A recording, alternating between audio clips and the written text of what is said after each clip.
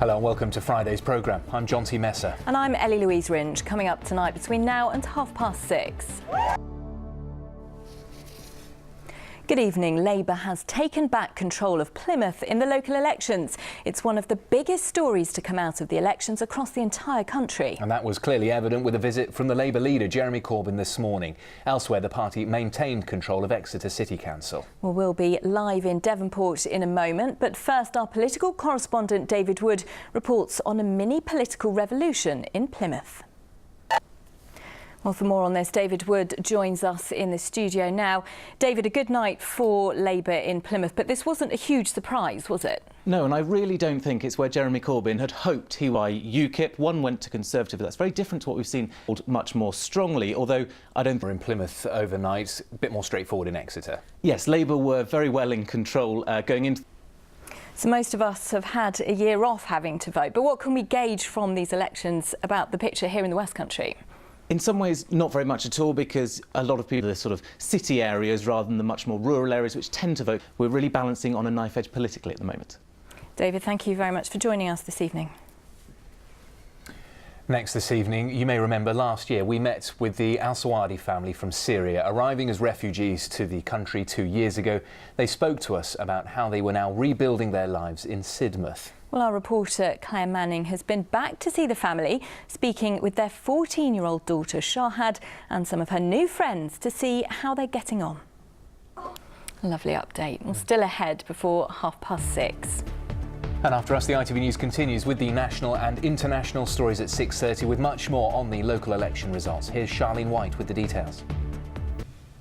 But next tonight, it's one of our region's most spectacular and popular events, the World Pilot Gig Championships on the Isles of Scilly. And it is underway once again. The three-day event has around 2,000 rowers and many more spectators. It's the biggest weekend of the year on the islands and hugely important for the local economy as well.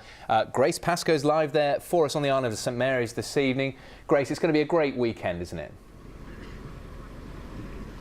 Yes, it really is shaping up to be a fantastic weekend. Right now we're at the finishing line for the Vets and Super Vets races, and you can probably see a few gigs who are heading out to the start line now for that race.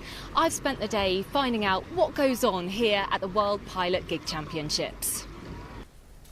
Now, the first ever Somerset Festival of Nature is taking place this weekend. It aims to bring together organisations concerned about the future of the county's natural habitat. And as Bob Cruz now reports, this is a festival with a serious message. And that was Bob Cruz reporting there. Well, let's now go to another of the region's festivals, because the Exeter Food Festival is underway, celebrating local produce and attracting huge crowds. Well, let's cross live now to Exeter Castle, where the event's taking place. We can join Nick Smith. Nick, it's going to be a fun weekend there as well, isn't it? Well, moving on to sport now, and three of the region's rugby sides are playing at Twickenham this weekend. Saltash, the Cornwall under-20 side, and South Molton have all reached their respective national finals. For most of the players, it will be a career highlight running out at the home of rugby. And as Jeff Welsh now reports, the club from North Devon are determined to make it a day to remember. Very best of luck to all involved. Staying with rugby, and Exeter Chiefs will round off the regular season tomorrow with a match at Harlequins. The Chiefs... On to football, and Plymouth Argyle head into the final match of the season, needing a big result to stand any chance of making the playoffs. Now time for the weather. And Bob, more of a talking point this weekend than ever before. I can't remember the last bank holiday weekend we had where it hasn't rained. No, you're absolutely right, and neither can I. No, it is going to be definitely a lovely weekend, because the Met Office are confident, and when they're confident, it's really good. It means it is actually going to happen. Now, let's just take a look around a region, a peek around a region. I've got a brace of newly recruited weather correspondents for us. They're there somewhere. They're hidden by the red... dear, we got cloud there. Never mind.